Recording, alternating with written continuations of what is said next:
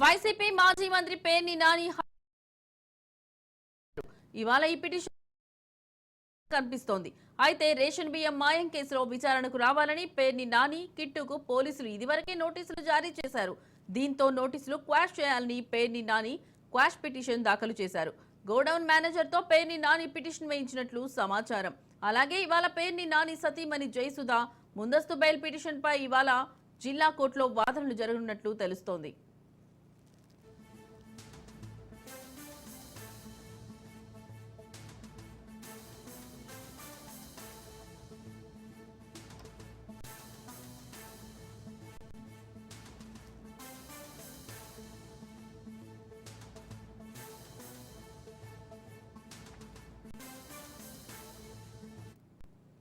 YCP మాజీ మంత్రి పేర్ని నాని హైకోర్టులో క్వాష్ పిటిషన్ దాఖలు చేశారు. ఇవాళ ఈ పిటిషన్ విచారణకు వచ్చే అవకాశం కనిపిస్తోంది. అయితే రేషన్ బియ్యం మాయం కేసులో విచారణకు రావాలని పేర్ని నాని కిట్టుకు పోలీసులు ఇదివరకే నోటీసులు జారీ చేశారు. దీంతో నోటీసులు క్వాష్ చేయాలని పేర్ని నాని క్వాష్ పిటిషన్ దాఖలు చేశారు. గోడౌన్ మేనేజర్ తో పేర్ని నాని పిటిషన్ వేయించినట్లు సమాచారం. అలాగే ఇవాళ పేర్ని నాని సతీమణి జయసుధ ముందస్తు బెయిల్ పిటిషన్ పై ఇవాళ జిల్లా కోర్టులో వాదనలు జరగనున్నట్లు తెలుస్తోంది.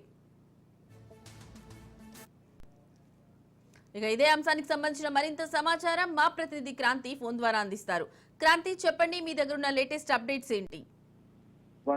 వైసీపీ నేత మాజీ మంత్రి పేర్ని నానికి చెందిన బఫర్ సివిల్ సప్లైస్ గూడెంలో రేషన్ బియ్యం మాయంకు సంబంధించి కేసులు కొంత పురోగతి సాధిస్తుందని చెప్పుకోవచ్చు. ఈ కేసులకు సంబంధించి ప్రస్తుతం ఈ రోజు హైకోర్టులో విచారణకి రానుంది. అయితే దీనికి సంబంధించి హైకోర్టులో దాఖలైన క్వాష్ పిటిషన్ ఈ రోజు విచారణకు వచ్చే అవకాశం అయితే ఉంది. ఈ కేసులో పేర్ని నాని సతీమణి జయసుధ, అదేవిధంగా గోడౌన్ మేనేజర్ గా ఉన్న మానస తేజ నిందితులుగా ఉన్నారు. మానస తేజ తరపున శనివారం హైకోర్టులో క్వాష్ పిటిషన్ దాఖలు చేయగా దీనిపైన ఇన్వెస్టిగేషన్ ఆఫీసర్ నిన్న కౌంటర్ దాఖలు చేయడం జరిగింది. ఈ క్వాష్ పిటిషన్ లో ఈ రోజు హైకోర్టులో వాదోపవాదనలు జరగనున్నాయి. అయితే 2 రోజుల క్రితం గోడౌన్ మేనేజర్ మానసతో పేర్ని నాని క్వాష్ పిటిషన్ ని హైకోర్టులో వేయించడం జరిగింది. నిన్న బెంచ్ పై వచ్చిన క్వాష్ పిటిషన్ ప్రాసిక్యూషన్ తరఫున కౌంటర్ వేసిన ఇన్వెస్టిగేషన్ ఆఫీసర్ పేర్ని నాని సతీమణి జయసుధ ముందస్తు బెయిల్ పిటిషన్ కూడా ఈ రోజు జిల్లా కోర్టులో వాదనలు అయితే జరగనున్నాయి. ఈ నేపథ్యంలోనే అసలు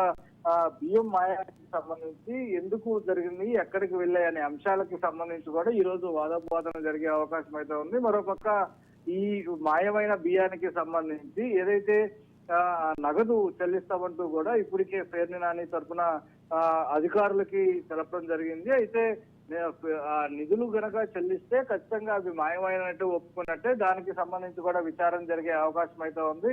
అసలు మాయమైన బియ్యం ఎక్కడికి వెళ్ళాయి, ఎందుకు బియ్యం మాయమయ్యాయి అనే అంశాలపైన కూడా ఇప్పటికే పోలీసులు పూర్తిస్థాయి దర్యాప్తు చేస్తున్నారు. దానిలో భాగంగానే ముఖ్యంగా పేర్ని నాని సతీమణి జయసుధ, అదేవిధంగా మేనేజర్ మానస తేజ ఇద్దరు కూడా కొంత కీలకంగా మారున్నారు. అయితే వీళ్ళందరూ కూడా ప్రస్తుతం అజ్ఞాతంలో ఉన్న పరిస్థితి ఉంది. మరోపక్క ఒక 3 రోజుల క్రితం పేర్ని నాని అజ్ఞాతం నుంచి బయటకు వచ్చి వరుసగా వైసీపీ నేతలతో సమావేశాలు నిర్వహించారు. దాంతో పోలీసులు బయటకు వచ్చిన పేర్ని నానిని కూడా ఎక్కడా పట్టుకోలేని పరిస్థితి కనబడుతుంది. దాని తర్వాత మళ్ళీ అజ్ఞాతంలోకి వెళ్ళిన పేర్ని నాని దాని తర్వాత నుంచి పోలీసులు కొంత హడావడి చేస్తూ ఇంటికెళ్లి నోటీసులు కూడా అంటించిన పరిస్థితి. అయితే అజ్ఞాతంలోంచి బయటకు వచ్చిన పేర్ని నానిని విచారించకుండా మళ్ళీ అజ్ఞాతంలోకి వెళ్ళిన తర్వాత పేర్ని నాని ఇంట్లో లేరంటూ కూడా పోలీసులు చెప్పడం, దీని వెనక అటు అధికారుల నిర్లక్ష్యం కనిపిస్తున్నట్టు కూడా కూటమికి సంబంధించిన నేతలు మండిపడుతున్న పరిస్థితి ఉంది. ఏదైనప్పటికీ కూడా ఈ కేసులకు సంబంధించి అటు క్వాష్ పిటిషన్ సంబంధించిన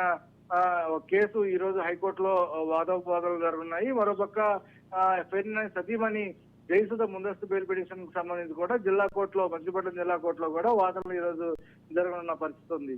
రైట్ క్రాంతి, థ్యాంక్ యూ.